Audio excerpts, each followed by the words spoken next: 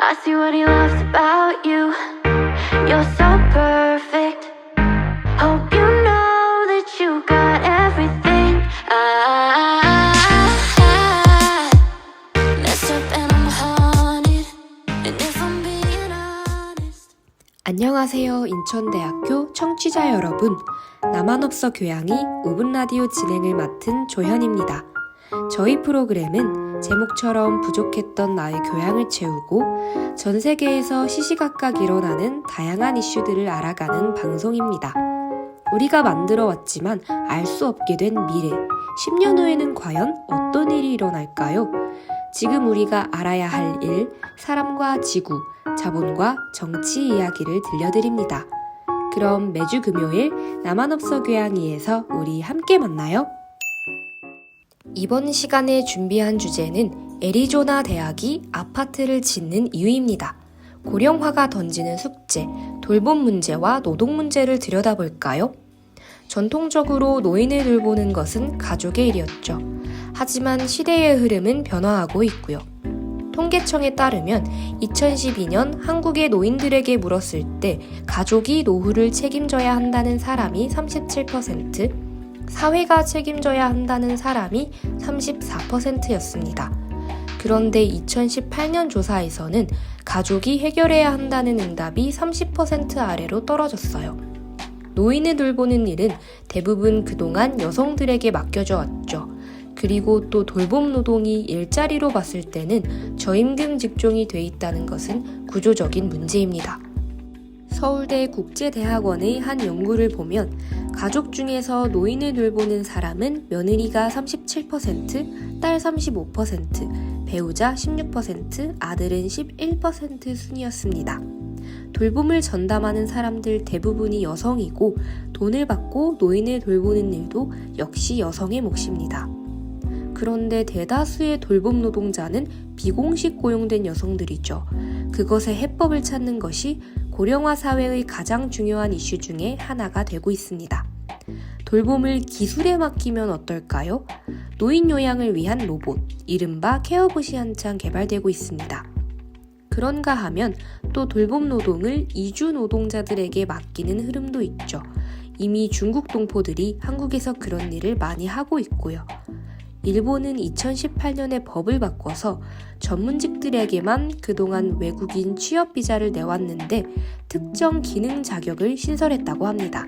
이 직종에 속한 사람들 중에는 간병에 투입되는 인력도 들어있습니다. 노인은 품위를 잃지 않고 노년을 보내고 돌보는 사람들은 정당한 대가를 누릴 수 없을까요? 그래서 돌봄 노동의 사회화를 이야기하는 사람들이 많습니다. 이것은 또한 일자리 문제이기도 해요.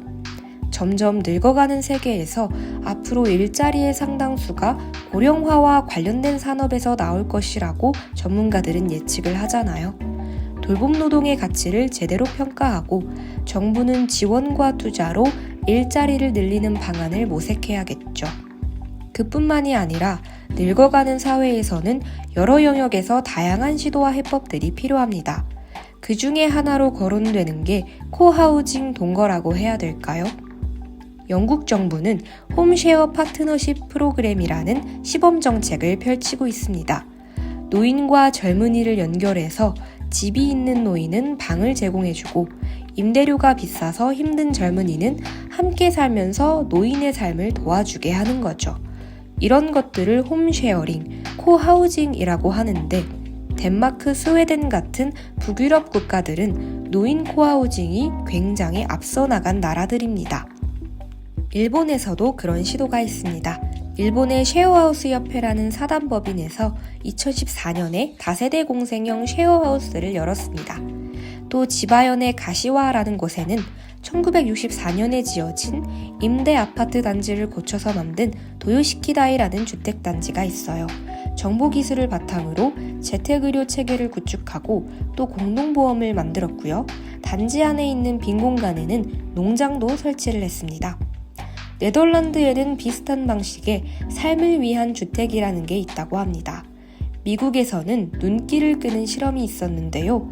학생 숫자가 줄어든 대학의 캠퍼스에 노인단지를 만드는 겁니다. 대학 안에 20층짜리 은퇴자용 아파트를 지은 애리조나 주립대학 같은 것이 대표적인 사례죠. 인간은 누구나 늙을 수밖에 없습니다. 그렇지만 노화로 신체 능력이 줄어든 사람들에 대해서 편견과 차별이 있는 것도 사실입니다. 세계보건기구는 이것을 에이지즘, 연령차별이라고 정의합니다. 세대 갈등도 큰 문제가 되고 또 신체적인 능력이 약한 노인이 방치나 학대를 당하기도 합니다.